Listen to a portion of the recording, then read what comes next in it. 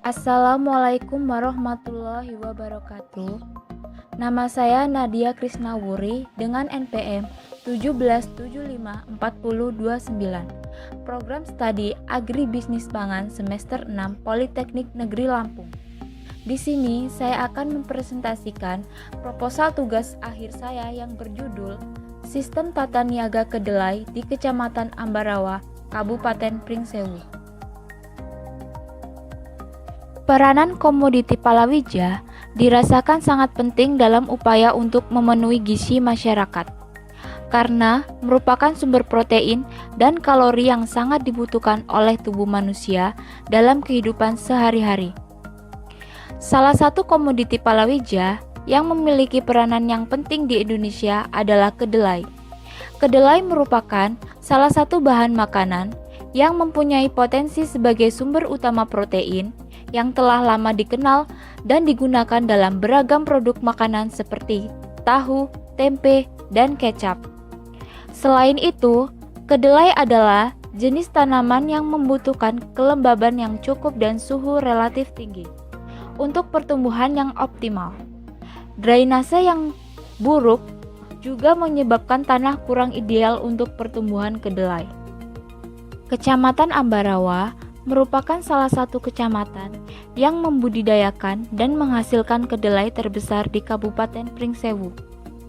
Menurut Badan Pusat Statistik Kabupaten Pringsewu pada tahun 2019, Ambarawa memiliki luas panen kedelai sebesar 317 hektar dengan produksi mencapai 427 ton.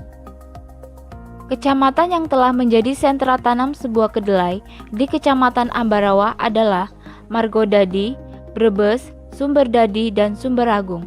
Produksi kedelai di Indonesia, salah satunya di Kecamatan Ambarawa, masih relatif rendah dan masih belum dapat memenuhi kebutuhan konsumen yang terus meningkat.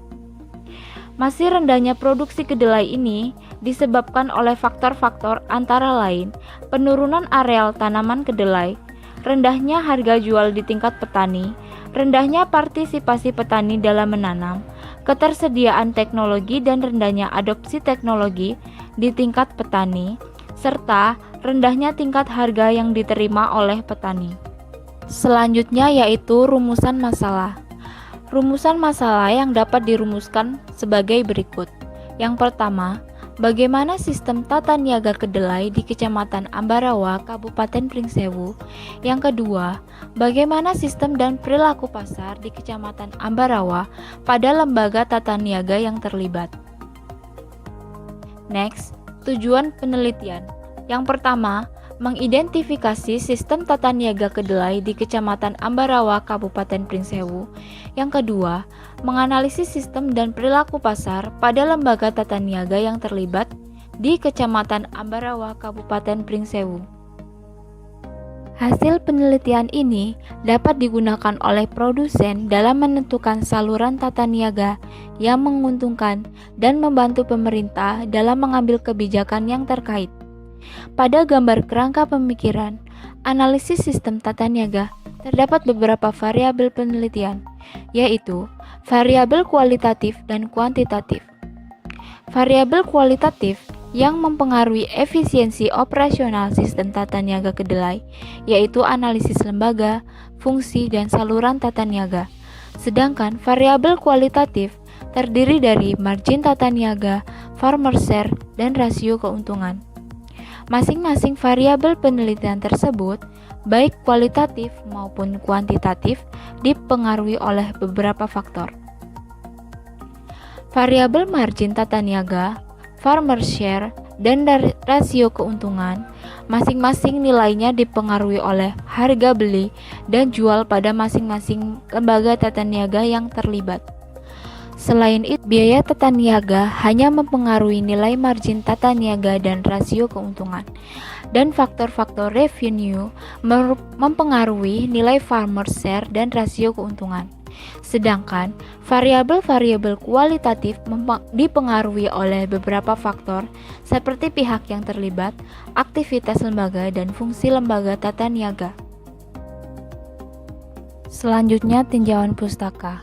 Kedelai dapat tumbuh pada berbagai jenis tanah dengan drainase dan aerasi tanah yang cukup baik serta air yang cukup selama pertumbuhannya. Selain itu, faktor iklim juga sangat mempengaruhi.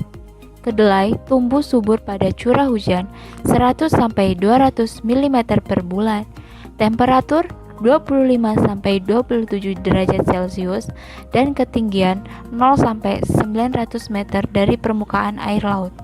Ketinggian optimal yaitu sekitar 600 meter. Penelitian terdahulu yang dijadikan referensi atau rujukan antara lain yang pertama yaitu Fadilah 2016 dengan judul Analisis Sistem Agribisnis Kedelai di Desa Sumberjo, Kecamatan Pagar Merbau, Kabupaten Deli Serdang, Sumatera Utara. Yang kedua yaitu Aditama 2011 dengan judul Analisis Tata Niaga Beras di Desa Kenduren, Kecamatan Wedung, Kabupaten Demak. Dan yang ketiga yaitu Permata 2002, penelitiannya yang berjudul Analisis Sistem Agribisnis Kedelai, Kasus Desa Hargamana, Kecamatan Sukaluyu, Kabupaten Cianjur, Jawa Barat. Penelitian ini dilatar belakangi oleh permasalahan umum terkait komoditi kedelai di Indonesia, yaitu adanya impor kedelai yang masih terhitung besar untuk menutupi permintaan nasional yang tidak dapat dipenuhi oleh produksi lokal. Selanjutnya, penelitian ini mengkhususkan pembahasan mengenai analisis tata niaga kedelai yang merupakan salah satu faktor penting yang perlu dikembangkan dalam upaya pengembangan agribisnis kedelai di Indonesia. Lokasi yang dijadikan tempat penelitian ini adalah Kabupaten Pringsewu, Lampung. Dari Kabupaten Pringsewu, dipilih satu kecamatan yaitu Kecamatan Ambarawa yang mempunyai jumlah produksi rata-rata terbesar dibanding kecamatan lain. Waktu penelitian ini berlangsung kurang lebih 2 bulan. Kemudian yang kedua yaitu jenis penelitian. Metode yang digunakan antara lain metode kualitatif dan kuantitatif. Metode kualitatif atau deskriptif digunakan untuk menjelaskan karakteristik petani dan lembaga pemasaran, saluran tata niaga yang terjadi, fungsi tata niaga, struktur dan perilaku pasar kedelai. Sedangkan metode kuantitatif digunakan untuk menjelaskan efisiensi kegiatan tata niaga kedelai yang terdiri dari analisis margin tata niaga, farmer share, analisis biaya tata niaga, dan analisis rasio keuntungan dan biaya tata niaga. Yang ketiga yaitu metode pengumpulan data dapat melalui wawancara, observasi, dan dokumentasi. Sumber data yang digunakan dalam penelitian ini adalah data primer dan data sekunder. Data primer diperoleh melalui wawancara langsung dengan panduan kuesioner kepada responden, yaitu petani, pedagang pengumpul, pedagang grosir, pedagang retail, industri, dan konsumen akhir. Jumlah petani yang akan dijadikan responden adalah 30 responden. Sedangkan jumlah responden lembaga tata niaga akan disesuaikan informasi dari petani karena penentuan responden lembaga pemasaran dilakukan secara alur komoditi, yaitu penentuan responden berdasarkan informasi pada responden sebelumnya. Sedangkan data sekunder diperoleh dari berbagai literatur seperti jurnal ilmiah, skripsi, dari BPS, internet, Departemen Pertanian, Departemen Perdagangan, kantor desa atau kecamatan atau kabupaten lokasi penelitian, dan badan penyuluh.